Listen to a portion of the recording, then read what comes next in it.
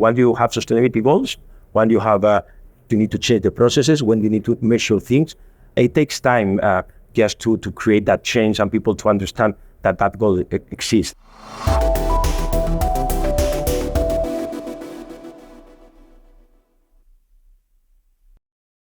Hello and welcome to an exclusive web series with MITSMR Middle East. Today, I have with me Salvador Anglada, CEO of Embed Enterprise.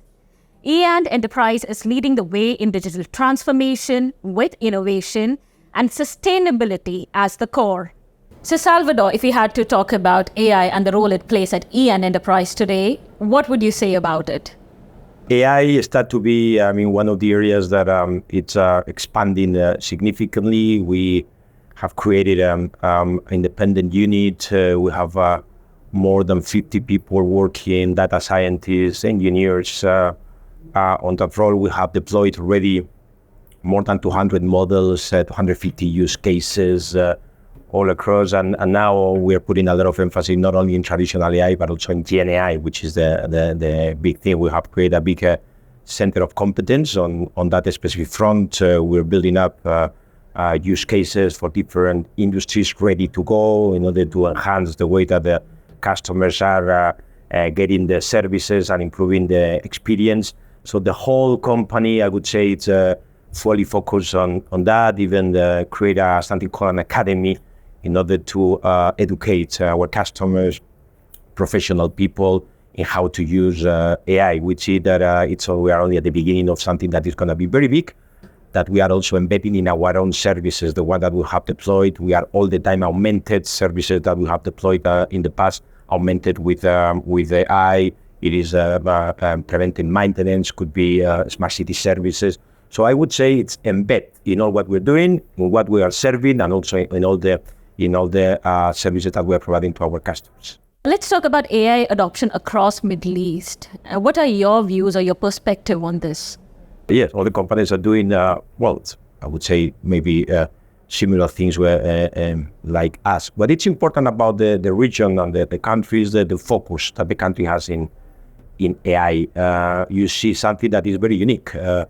This country and this region, but this country, UAE, has appointed the first AI minister, I would say, all across the world. It's the first, it happened already 3-4 years ago, well advanced the others. I think the agenda that the country has, the 2031 agenda, the UAE agenda, embed AI in all the verticals, in all the activities of the country in order to boost economy.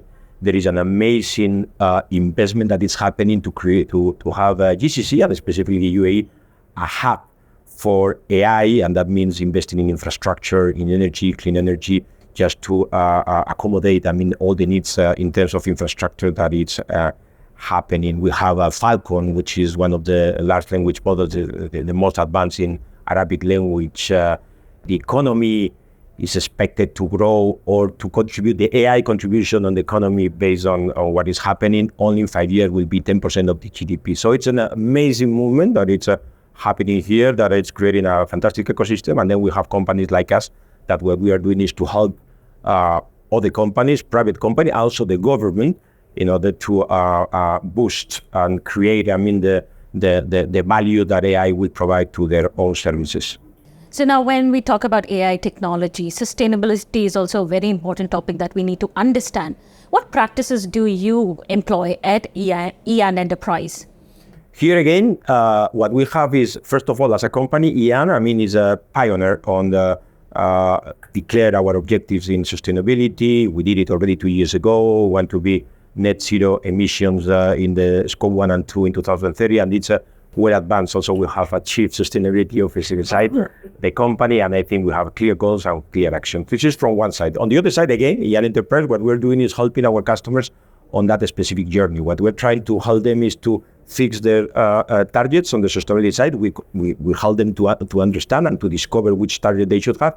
Then we go in the journey with them, helping them to measure what is the activities that they need to do and what is the impact that they need to have. And also we have a battery of solutions that will help them to reduce their emissions, to improve their supply chain, and in general also to meet the target that they are helping. We call it sustainability as a service. And out of that, what we have discovered now is AI can amplify the effect and can accelerate the effect of all what they want to achieve. I don't want to be very specific, but we have services that we launch in the market that is helping all these companies to achieve all these goals. One example is on the utility front, the energy, the way that the energy companies, for instance, are having relationship with their own customers because they're automating the way that they can follow the consumption. What we have done with GenAI is helping them to understand this information, compare consumption from now and in the past, predict what is going to happen, detect potential leakage, and also in general, helping them to be much more efficient. Exactly the same with the smart city services. The smart city services today that we help some of the districts and cities in this country to manage the way that they either collect the waste or they handle their traffic or they handle their parkings. With AI, what we do is, again, amplify, we predict, we help them to reduce the consumption of petrol or energy in the buildings, or even the way that they plan the routes to collect, for instance, the waste. All this is today amplified and it helping a lot the savings, and at the end it helps sustainability, because what you are trying to do is to reduce the consumption of energy all across your value chain. So when you're consulting on these organizations and companies, is there a specific challenge or challenges that you've come across that these companies face today? Anything over the top of your mind? All the challenges we have, and it's common, I would say, all across. There are different challenges that I see quite common. The first one is the data. In general, I would say. There is no AI without data. There's no AI because you need to have information, you need to train models, and you need to create algorithms that allow you to provide outputs.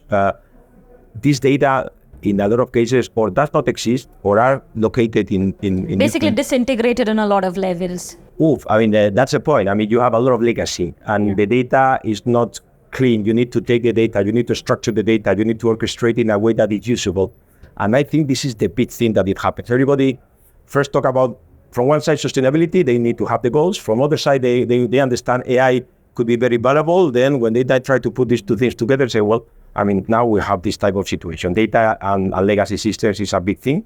I would say also the implementation, the cultural change is also very important. It's not that people don't want to do it. It's that you need to change the modus operandi. When you have sustainability goals, when you have you need to change the processes, when you need to measure things, it takes time just to create that change and people to understand that goal exists. Normally the sustainability goals are happening in this part of the world, but it's coming very much still top down, and to drill down to the bottom of the company, it takes quite a lot of time.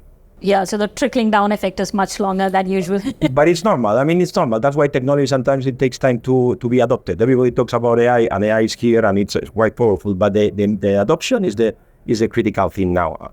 So would you say organizations still have a lot of things to be corrected at the legacy level rather than jumping to a Gen AI? Well, I think you need to organize your layers. That's it. It's not that you don't need to do it. You need to have clear goals. You need to understand where to get information. You need to invest on the right area, and I think you need to plan properly, because things are not going to happen one day to the other. You need some time to implement all this. In your view, what is the future of AI when it comes to attaining sustainability goals? I would say it will support and it will amplify and accelerate big time all across, I would say. Let's put some examples. You have 17 of them. I cannot go to all of them. We would do with two. We can do a couple of them. For now, for instance, one very clear is climate change, which is one of them. Today also that so many incidents are happening due to the climate change. Collecting the data, analyzing this data, predicting what is going to happen, acting in advance. It's a big thing that it will only happen because of AI. You can build up all these models that allow you to anticipate what is going to happen and to reduce the catastrophes that are happening. This is, for instance, one of them. Another one could be what we call safe cities or stable cities, which is another very, very important one. We were talking 1 minute ago. All the technology will allow you to have sensor detect, or collect all this information. All this information could be storage, and then you can use this information to create more sustainability cities, which is one of the element that we were talking. So if you think about all of them, even one very important, I think, is the growth, the future development, and the future economy growth. I believe I was telling you the example of GCC, 10% of GDP will be because of AI. I would say this will happen all across. So more stable growth in the future thanks to AI. It will happen because it will be applied to some of the processes that we have, but also it will create additional opportunities for people. If you had an advice or a few to give to organizations that are planning to integrate sustainability goals into their processes, what would that be? Well, I would say to start with the clear goals. That's very important for me. Clear goals, what you want to achieve. You want to reduce the emissions, you want to stabilize your supply chain, resource management. What are the goals that you want to have is so critical, because this is what is gonna show you not only the future, but also the result that we're gonna have. The second thing, I suppose, it's about data, what we were discussing. Let's invest in data. Let's really prepare the baseline for the future. It will take a bit of time, but that will be the one that will create additional value in the future. You try to jump directly in the solution without getting the proper data, maybe you will waste the time. And maybe the third thing is two things. I would say use the existing technology. Everybody talk about AI, but you need Gen AI. Everybody talk about Gen AI, which is fantastic. It's generate content, no? But the traditional AI, ML, machine learning, it's quite powerful also for sustainability, because you can gather information, you can create algorithms, and you can create outputs out of these algorithms. So don't be so, or the combination of both. Traditional AI and Gen AI together. And maybe the last thing is, I believe, use third-party companies, partner with people, use a platform that exists, professional services, companies like us or others, because we have the people, we have the knowledge, we have the resources, and I think we can help a lot on this journey. Thank you so much, Salvador, for such insightful conversation today with us. That was the CEO of EN Enterprise. Thank you, and stay tuned with MITSMR Middle East for more.